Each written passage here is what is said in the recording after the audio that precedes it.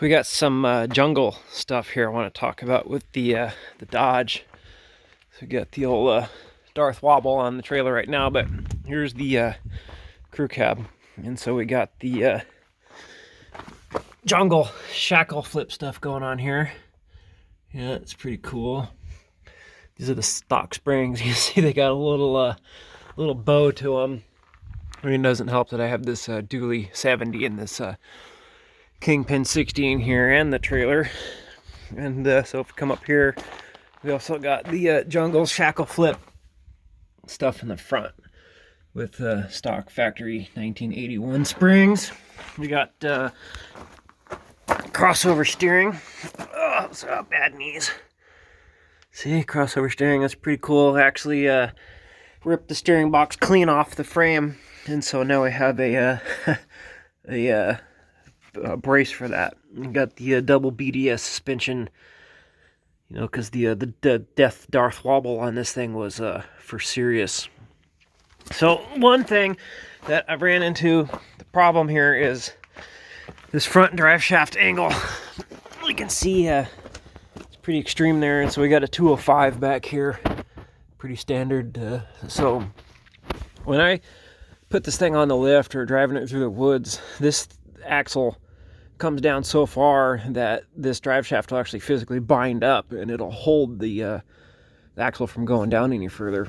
First time I put it up on the lift and was messing around with it, I was like, wow, what in the crap is going on here? Why won't this thing spin? I thought there's something wrong with the hubs, but it comes to find out that the axle was actually bound up.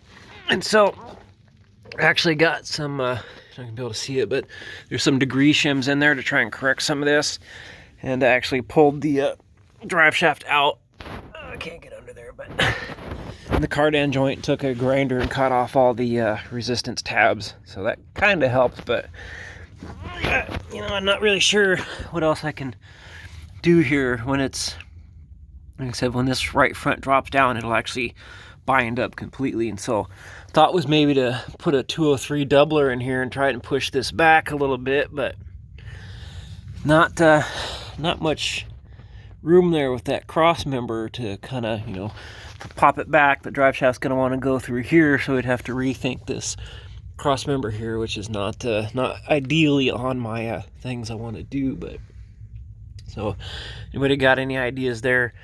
And see, you can tell by these springs that they're actually bowed the wrong way because they're, you know, 81. But if I were to actually put some decent springs on here, if I put some skyjackers or something on this and corrected this, it would be a gigantic problem.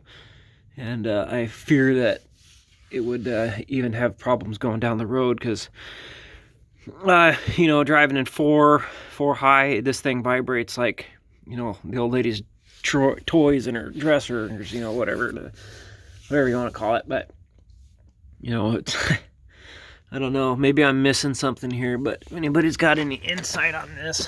And also I remember hearing something in the past where, so this is a 3/4 ton with this suspension modification. I recall it being converted basically into a half ton. And so I had about 3,800 pounds in the back of this thing a couple weeks ago, 50 sheets of OSB, and you know, about 180 8-foot 2x4s, and about 40 2x6s, and some roofing and stuff. So yeah, I mean, probably shouldn't have done that. Probably wasn't the best idea, but you know, it did it.